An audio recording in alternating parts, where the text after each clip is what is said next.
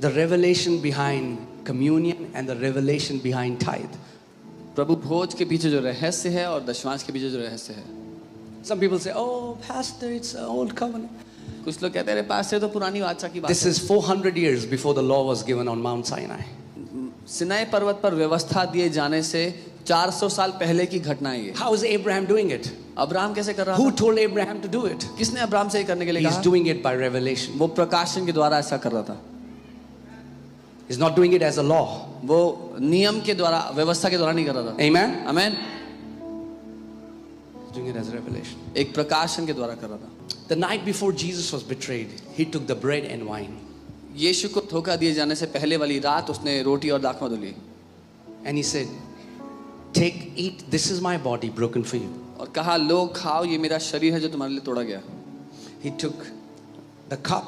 He said, "Drink, this is my blood of the new covenant, which is shed for the remission of your sins." उसने cup लिया, प्याला लिया और कहा कि ये नई वाचा का मेरा लहू है जो तुम्हारे पापों की क्षमा के लिए बहाया गया है. Now, are you ready for the mystery? रहस्य के The लिए तैयार हो. Bible says बाइबल कहती है the life of the creature is in his blood. Is that true? कि जीव का जीवन उसके लहू में होता है कि नहीं है? The Bible says for Jesus in John, when in him was life and life was the light of men.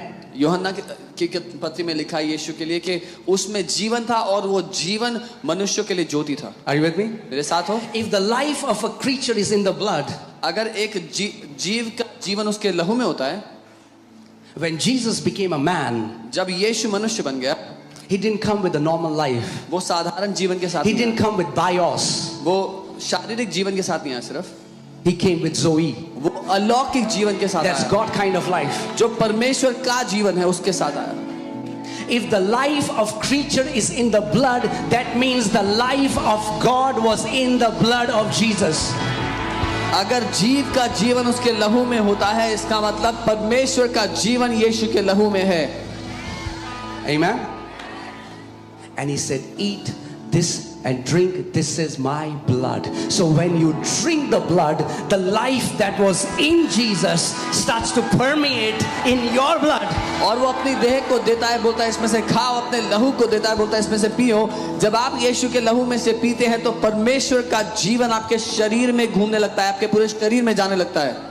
In the blood of Jesus is the memory of everything that he defeated. Demons, sicknesses, curses, poverty, every work of the darkness.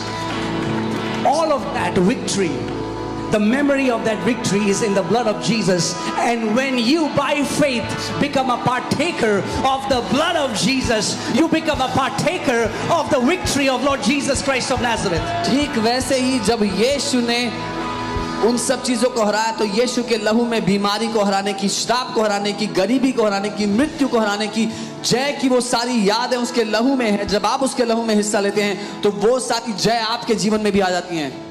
John 6:53. I want to show you what Jesus himself said for his blood and his body. यूहन्ना 6:53 पर मैं दिखाना चाहता हूँ यीशु ने क्या कहा अपने शरीर, अपने लहू के बारे में.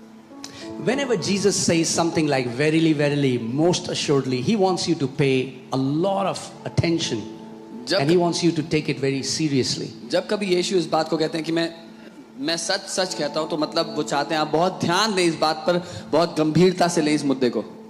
Are you ready? Can we read it together? साथ में पढ़ते हैं. Okay, 1, 2, 3.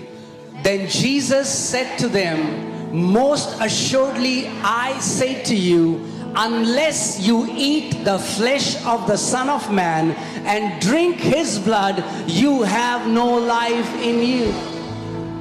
इसको हिंदी में पढ़ते हैं.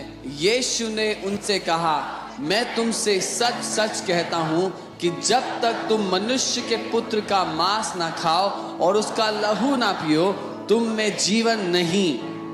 Which life is he talking वो about? किस जीवन की बात कर रहे हैं? He's talking about Zoe life. वो परमेश्वर के जीवन की बात. Zoe life. जोई जीवन की. Isn't that beautiful? Isn't that beautiful? क्या ये खूबसूरत नहीं है? Whoever eats my flesh and drinks my blood has eternal life, and I will raise him up at the last day. जो कोई भी मेरा मांस खाता और मेरा लहू पीता है, अनंत जीवन उसी का है और मैं उसे अंतिम दिन फिर जिला उठाऊंगा. Oh, if you partake of the communion every day, you have boldness. जो कोई प्रभु भोज में हिस्सा लेता है रोज, उसमें साहस होगा। Jesus said, I will raise him up on the last day. यीशु ने कहा, मैं उसे उठा के खड़ा करूंगा अंतिम दिन में।